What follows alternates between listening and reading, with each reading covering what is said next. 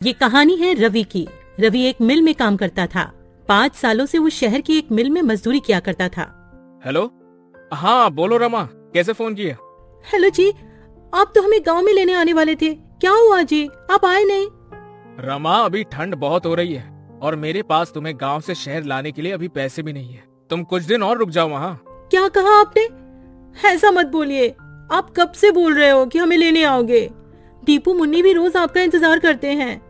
सुनिए जी, अगर आप कहें तो मैं खुद ही आ जाऊं क्या आपके पास बच्चों को लेकर? मेरे पास कुछ पैसे पड़े हैं, आप जो भेजते थे मैंने उसमें से बचाए हैं। अगर ऐसा है तो फिर आ जाओ, और तुम्हारे पास घर का पता तो है ही, वहाँ ही चले जाना। रमा अपने दोनों बच्चों को लेकर गांव से शहर के लिए निकल जाती है। उसके साथ उसकी बहन दिव्या भी होती है। रमा के माता पिता की मृत्यु के बाद अब वो बेचारी कहाँ जाती, इसलिए रमा उसे अपने साथ ही ले लेती है। ठंड का समय चल रहा था, दिसंबर का महीना, जिसमें कड़ाके की ठंड पड़ती है। रात होते ही रवि मिल से अपने घर को निकलता है। अरे यार, आज तो कुछ ज्यादा ही ठंड पड़ रही है। हाँ यार रवि, ये ठंडी ठंडी हवाएं और चारों तरफ पड़ती हुई धुंध, बहुत सी ठंड है भाई। चल जल्दी जल्दी घर चलते हैं। रवि अपने घर पहुंचता है। वो एक झोपड़ी में रहता था। रवि अपने बच्चों को देखकर बहुत खुश हो जाता है। वहीं वो अपनी साली दिव्या को भी देखता है। अरे दिव्या, तुम यहाँ? ओह अच्छा, याद आया।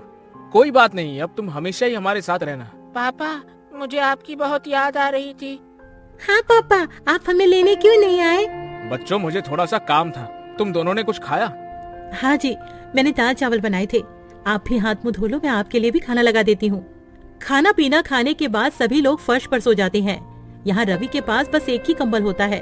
अब पांचों लोग नींद में उस कंबल को अपनी अपनी तरफ खींचते हैं। एक तरफ रमा और रवि लेटे हुए थे, दूसरी तरफ दोनों बच्ची और दिव्या लेटी हुई थी।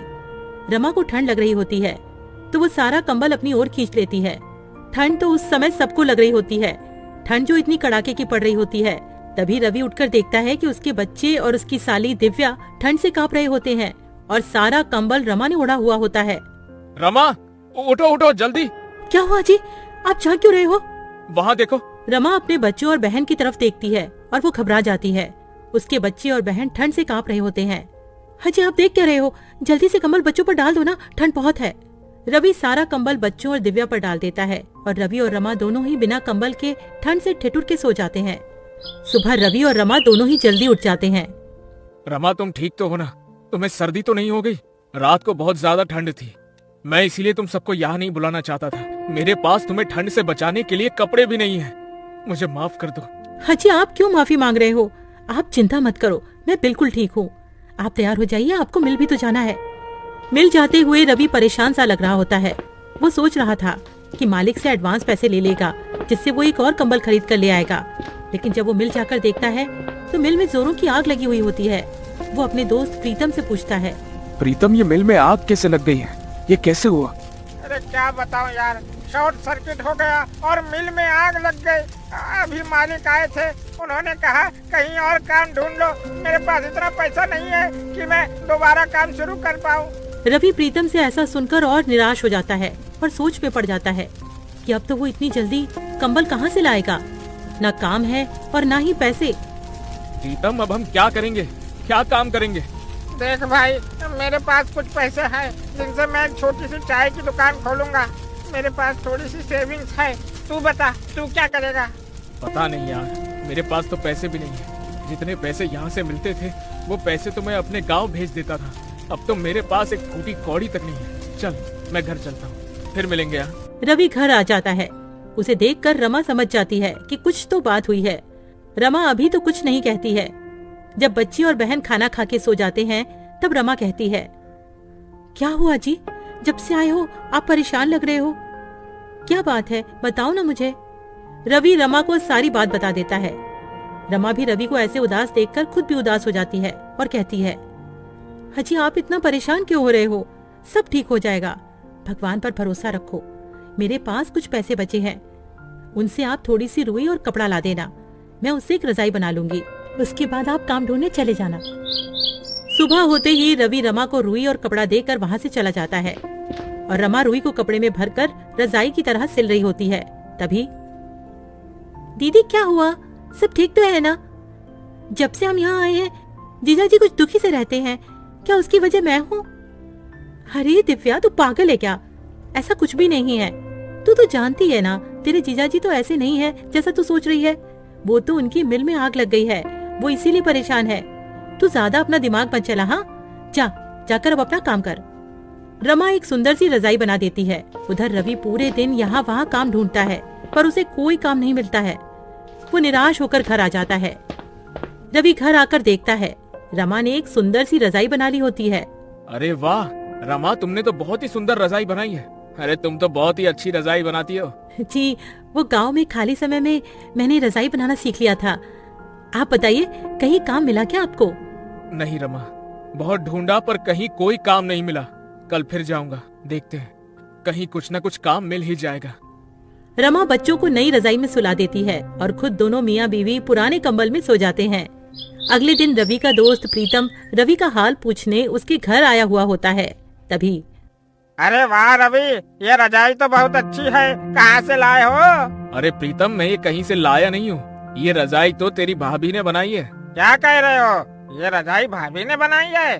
भाई ये तो बिल्कुल वैसी ही रजाई है जो दुकानों में मिलती है। अरे वाह भाभी जी, आप तो बहुत ही बड़ी कलाकार हैं।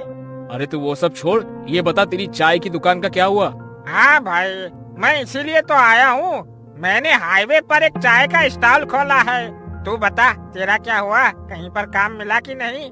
नहीं भाई, अभी तो मुझे कहीं भी कोई काम नहीं मिला। मिल जाएगा, वैसे भी मैं ढूंढ तो रहा ही हूँ। अच्छा, अब भाभी एक रजाई मेरे लिए भी बना देना, मुझे ये रजाई बहुत पसंद आई है।